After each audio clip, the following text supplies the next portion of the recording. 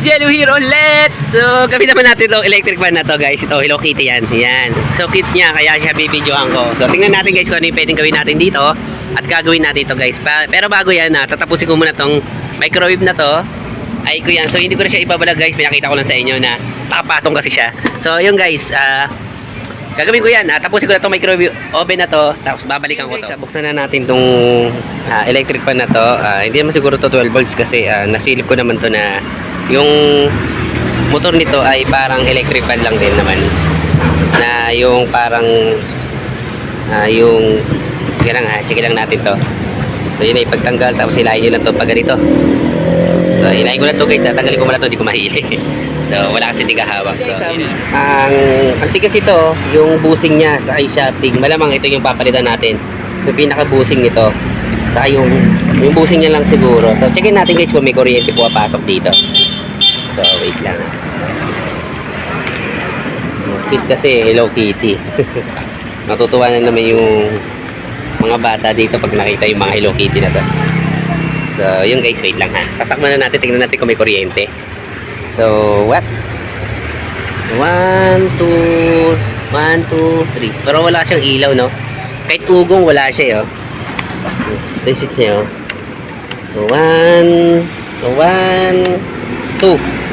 So wala siyang ugong guys. Checkin natin yung thermal fuse nito. Kung mata-thermal fuse natin kung okay pa yung motor, no? Para tingin ko naman okay lang eh. Tanggalin ko muna yung mga tornilyo dito.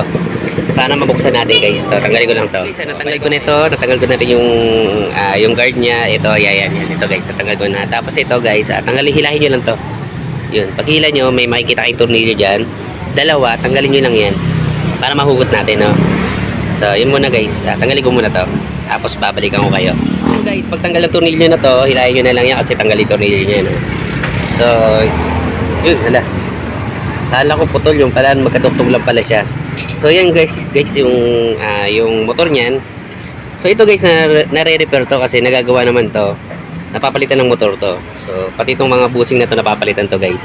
So checking ko muna yung busing ito kung busing o langis lang kasi minsan baka langis lang, marumi lang siya. So kasi natutuyuan to ng langis. So checkin natin guys kung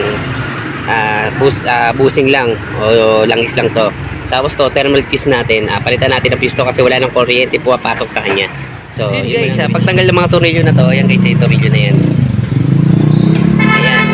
Tornilyo na, hilahin nyo na to. May hila nyo na yan. Yan. Tapos to, yun. So, kung mapapansin nyo guys, ito lang yung matigas.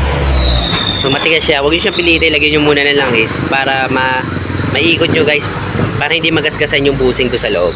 So, lagyan mo nyo muna ng langis to para kahit pa paano, dumulas siya. So, yung muna yung gagawin natin guys. Ito yung matigas, oh. Yan, oh. Hindi mo siya maiikot. Ayan, oh. Matigas siya. Ayan. So, yung muna guys, gagawin ko muna. Lagyan ko muna lang ito. Tapos, yun guys. Tinanggal ko na to. Yung busing niya. Ayan. Nakita ko naman guys, okay pa. Wala pa naman siyang tama. Ayan, oh. Malinis pa yung busing niya, eh. So, marumi lang dito kasi natuyuan na siya ng langis. So, ito guys. Nilagyan ko siya ng langis. Pinaliguan ko na ng langis yan. Ayan, yan guys. So, nilagyan ko na siya ng langis. Ito, okay pa naman. Walang tama yung shafting. Buo pa. Pati yung busing nito buo pa guys. Natuyuan lang talaga siya ng langis na dumihan. So kaya tumigas siya. Ayan. So yun guys. Ayan. So okay naman na to. Ayan. Okay na to. Punasan nyo na yung mga sobrang langis na hindi na siya pumasok sa loob. Kasi yung iba kasi guys sorry. Kasi iba kasi guys hindi na naglalagay ng langis.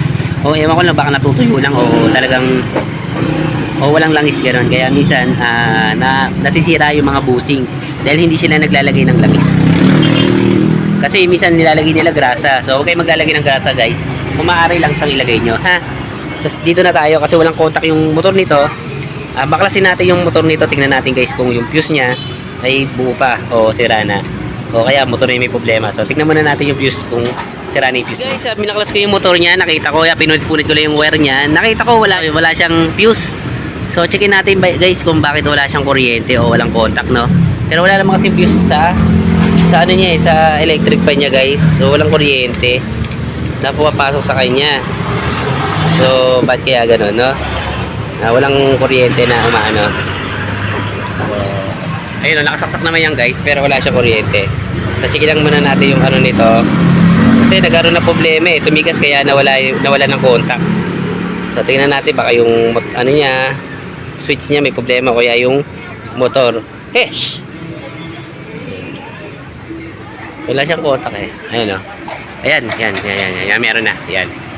So yan. So yun talaga guys, wala lang siyang kuryente na pumapasok kanina. Ayan oh, ayan. Pag nilagay mo to, dapat may hugong yan. Ayan. Ayan, siguro walang kuryente papasok sa kanya. Ayan, meron ng kuryente. Pero wala siyang fuse guys wala yung fuse, nakarekta siguro yan. So, kinalas ko lang siya, tinignan ko kung may fuse. So, nakita ko naman, ayan may kuryente naman na pumapasok sa kanya. Ayan, ayan. So, wala siyang fuse. So, ayan, 1, 2. 1, 0, 1, 2. So, guys, may kuryente na. So, ayusin na lang natin to. Kasi may kuryente naman na siya. So, balik ko na lang to ulit. Tape na lang natin yan, guys. So, yun na lang muna. So, yun, guys. Binalutan ko lang siya ng masking tape. Ayan. So, para meron siyang tape, mabalutan niya. Tapos, ilagay na natin to. So, guys, ito wala tong fuse. Nakarekta lang siya. So, binuksan ko lang siya. Akala ko kasi may fuse, kaya tinignan ko. So, wala naman siyang fuse. Okay naman. Tapos, ayan. Humihina lang ilaw niya. Pag meron siyang ganyan, ayan. Pero okay na. So, yun guys, kakabit ko muna to. Bubuin ko muna. Para ma-check na natin kung umaandar to. Ma-check na natin kung umaandar to. So, yun guys, ay natapusan natin itong electric fan na to. Yan guys. Ang problema lang nito guys, yung langis lang to eh. Kasi nilangis na lang natin siya. So, yung motor nito ay okay naman kasi wala naman tong fuse. Kaya binuksan natin. Kaya tinignan ko kung may fuse, wala naman siyang fuse. So, pandarin na natin yan. 1. Yan guys, meron palang ganitong electric fan na wala rin fuse kahit bago. Bago kasi ito guys, ibig sabihin ng bago, bagong labas sa kumpanya o basta bago siya. So bago to, hindi pa siya na-rewind o hindi pa to nagagawa. Kaya nagulat ako na wala rin fuse yung iba na electric fan na ganito. Ayan. So ang ginawa lang natin dito guys, nilangisan lang natin kasi matigas yung bushing niya, si shafting niya. So nilangisan lang natin kasi hindi pa naman siya sira. So, tatagal pa to.